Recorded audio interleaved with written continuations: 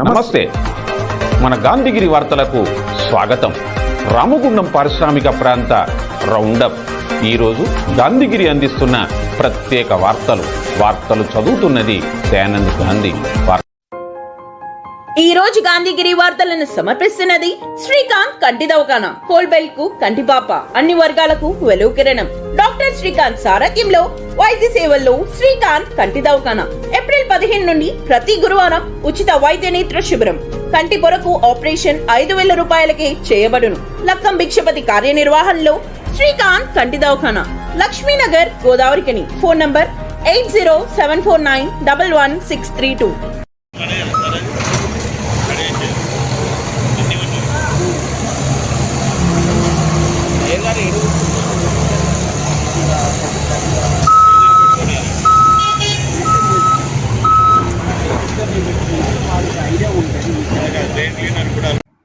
నగరపాలక సంస్థ సొంత వాహనాలతో కాలువలో పూడిక తీస్తూ కాంట్రాక్టు పేర కోట్లాది రూపాయల నిధులు దుర్వినియోగం కాకుండా మిగులుతున్నాయని రామగుండం నగర మేయర్ మహంకాళి స్వామి అన్నారు.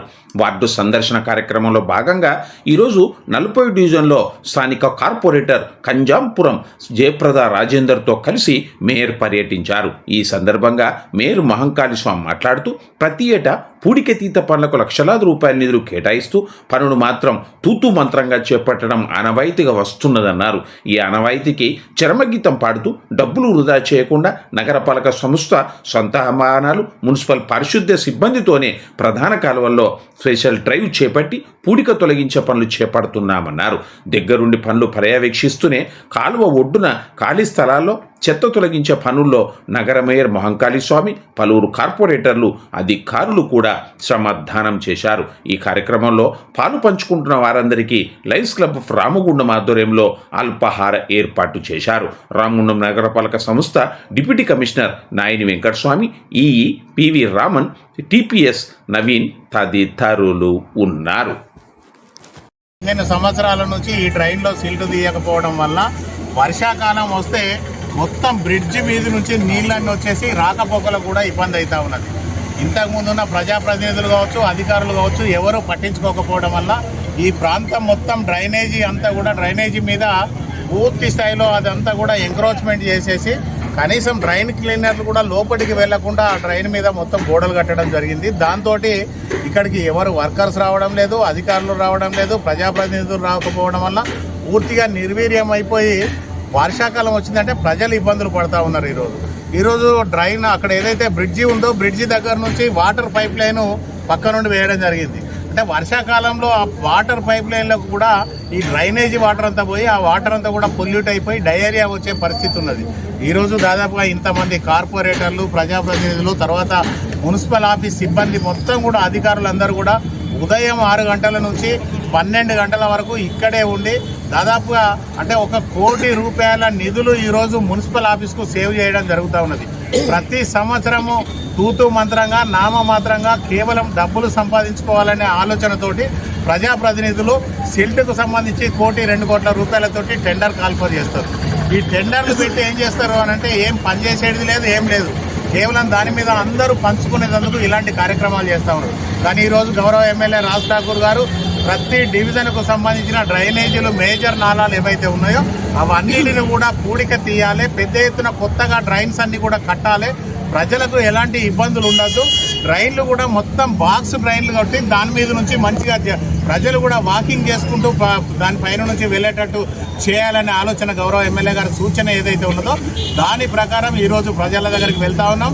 ప్రతి పని కూడా ప్రత్యక్షంగా దగ్గర ఉండి ఇంతమంది కార్పొరేటర్లము ఉదయం 6 గంటల నుంచి ఇక్కడే ఉండి పర్యవేక్షణ చేసి 12-1 దాకా ఉండి పనిచేయిస్తూ ఉన్నాం తప్ప ఏదో ఇంతకుముందు ఉన్న టీఆర్ఎస్ అధికారుల లెక్క, ప్రజాప్రతినిధుల లెక్క వచ్చి 4 ఫోటోలు దిగి వెళ్ళిపోయిన సందర్భాలు ఇక్కడ ఉండే. అలాంటి పని కాంగ్రెస్ పార్టీ ఏ నాయకుడు చేయడు. ప్రజలకు కూడా ఒకటి విన్నపం చేస్తూ ఉన్నాం. ఏదైతే డ్రైన్ల పక్కకు ఇల్లు కట్టుకొని ఉన్న ప్రజలు ఎవరైతే ఉన్నారో రోజు చెత్త ఊడ్చి అలా బిల్డింగ్ నుంచి అలా ఇళ్ల నుంచి ఆ చెత్త తీసి కాలువలలో వేస్తూ ఉన్నారు. దయచేసి అలాంటి చెడు పనులు చేయకండి. మనుషుల లెక్క మనం ప్రవర్తించాలి. మనుషులం కనుక రోజు మున్సిపల్ ఆఫీస్కు సంబంధించిన ట్రాలీ కానీ ట్రాక్టర్ కానీ అవన్నీ వస్తూ ఉంటాయి కనుక ఆ ట్రాలీలో ట్రాక్టర్కు మనం చెత్త ఇచ్చినట్టయితే వాళ్ళు తీసుకుపోయి ఊరు బయట వేస్తారు. అప్పుడు మన ఇల్లు ఎంత శుభ్రంగా ఉన్నదో మన వాడ కూడా అంతే శుభ్రంగా ఉంచుకోవాల్సిన బాధ్యత ప్రతి పౌరుని మీద, ప్రతి అక్క చెల్లె మీద ఉన్నది కనుక ప్రతి వాళ్ళు కూడా ఆ దిశగా ఆలోచన చేయాలని చెప్పేసి కోరుతూ ఈ కార్యక్రమం ఇంత మంచిగా ఈరోజు 47 డివిజన్లో భారీ ఎత్తున దాదాపు అంటే ఒక 10-15 లక్షలకు సంబంధించిన వర్క్ ఈరోజు కేవలం మున్సిపల్ సిబ్బందితోటి, మున్సిపల్కు సంబంధించిన మెషినరీ తోటి చేయిస్తూ ఉన్నాం. ఇదంతా కూడా ప్రజల కోసం చేస్తూ ఉన్నాం. ప్రజలు కూడా మాతోటి కలిసి రాని ఏదైతే డెవలప్మెంట్ జరుగుతూ ఉన్నదో రామగుండంలో దాంట్లో ప్రతి ఒక్కరు కూడా భాగస్వాములు కావాలని, స్వచ్ఛ రామగుండంలో ప్రతి ఒక్కరు కూడా భాగస్వాములు అయినప్పుడు మాత్రమే ఏదైనా చేయగలుగుతాం. మేము ఇంతమంది ఉదయం 6 గంటల నుంచి నెల రోజుల నుంచి ప్రతిరోజు రోడ్ల మీద తిరిగి పనిచేస్తూ ఉన్నాం కనుక మీ వాడకు సంబంధించిన పనులన్నా మీరందరూ భాగస్వాములై స్వచ్ఛ రామగుండంకు సహకరించాలని చెప్పేసి కోరుతా ఉన్నాం. Jagadamba linen cotton store Godavari ఖనిలోనే మొట్టమొదటి అతిపెద్ద జెంట్స్ క్లాత్ షోరూమ్. రాబోయే పండుగలు, మ్యారేజ్ సీజన్ కోసం స్పెషల్ ఆఫర్స్. 999 రూపాయలకే 4 ప్యాంట్ క్లాతులు, 999 రూపాయలకే 4 షర్ట్ క్లాతులు, 999 రూపాయలకే 2 రేమాన్ ప్యాంట్ క్లాతులు, 999 రూపాయలకే 2 అరవింద్ ప్యాంట్ క్లాతులు, 599 రూపాయలకే మీటర్ 60 వైట్ లెనిన్ షర్టింగ్, 799 రూపాయలకే metre 70 lea white linen shirting, 899 రూపాయలకే metre 80 lea white linen shirting, 999 రూపాయలకే metre 100 lea white linen shirting. Jagadamba linen cotton store, Lakshminagar, Godavarikhani. మాలల జాతిని అంతం చేయడానికి కేంద్ర రాష్ట్ర ప్రభుత్వాలు ప్రణాళికాబద్ధంగా కుట్ర చేస్తున్నాయని మాల సంఘం నాయకులు సోగాల వెంకటి, బొమ్మక వెంకటేశ్వర్లు ఆరోపించారు. గోదావరిఖని ప్రెస్ క్లబ్లో ఈరోజు జరిగిన ప్రెస్ మీట్లో వారు మాట్లాడారు. కాగా తమ సంఘ ఆధ్వర్యంలో అంబేద్కర్ జయంతి వేడుకను ఘనంగా జరగడంలో తోడ్పాటును పాల్గొన్న వారందరికీ వారు కృతజ్ఞతలు తెలిపారు. స్వచ్ఛందంగా ఏ రాజకీయ పార్టీ అండదండలు లేకుండా ఈ కార్యక్రమానికి మాలకుల బాంధవులు అందరూ వచ్చినటువంటి వారికి పేరు పేరున ధన్యవాదాలు తెలియజేస్తున్నాం. రేపు రాబోయే రోజుల్లో కూడా మాల సంఘం మరింత ప్రతిష్టంగా చేయదలిచి మాలలను ఐక్యంగా చేపట్టడానికి ఇలాంటి కార్యక్రమాలు ఎన్నో చేపడతామని, మాలలకు జరుగుతున్న అన్యాయాలను మేము ఎదుర్కొంటామని ఈ సందర్భంగా తెలియజేస్తున్నాం. మా ఈ బైక్ ర్యాలీ ఊరేగింపు కార్యక్రమం భాస్కర్రావు భవన్లో పెట్టినటువంటి ఈ యొక్క సభా కార్యక్రమానికి సహకరించినటువంటి పోలీసు వర్గానికి మరియు మీడియా మిత్రులకు అందరికీ ప్రత్యేక ధన్యవాదాలు తెలియజేస్తున్నాం. జై మాల, జై భీమ్, జై భారత్. రాష్ట్ర కేంద్ర ప్రభుత్వాలు మాకు అన్యాయం చేస్తున్నాయి. మా మాల జాతిని అంతం చేయడానికి ప్రణాళికాబద్ధంగా వాళ్ళు తయారు చేసుకున్నారు.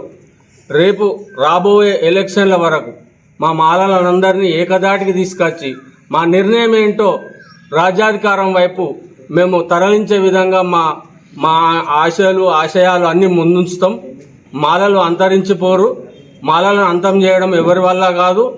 మేము మాలలుగా మా వాళ్ళని అందరినీ ఐక్యత చేసే క్రమంలో ఊరు పల్లె మేము అంబేద్కరిజం పల్లె బాట అనే కార్యక్రమాన్ని కూడా మేము తీసుకుంటాం. ఊరు పల్లెను పోయి మాకు జరుగుతున్న అన్యాయాలను మేము మా మాల సోదరులకు అందరికీ తెలియపరుస్తూ అందరినీ జాగృతం చేస్తాం. మా వెంట బీసీలు కనుక పయనించేది ఉంటే మేము రాజ్యాధికారం పొందేంత వరకు కూడా మేము ప్రయత్నాలు మాకు కొనసాగుతాయి. మేము అంతం కాదు, ఇది ఆరంభం అనుకోండి. మేము ఎప్పుడు నశించబడం. సమాజంలో మా ప్రత్యేకత ఏమిటో మేము నిరూపించుకుంటాం.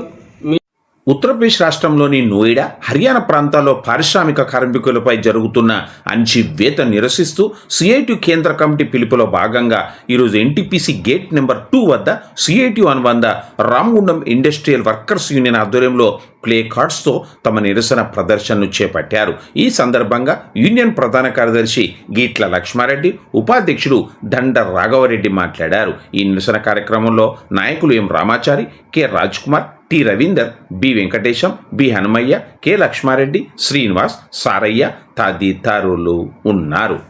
ఉత్తరప్రదేశ్లో నోయిడా ఆ చుట్టుపక్కల ఉన్న పరిశ్రమల్లో పనిచేసే వాళ్ళను నిర్బంధించి అక్రమంగా పని చేయించడమే కాకుండా 10 గంటలు 12 గంటలు పని చేస్తూ 12,000 10,000 రూపాయలకే వాళ్ళని వెట్టి చాకిరీ చేస్తుండ్రు.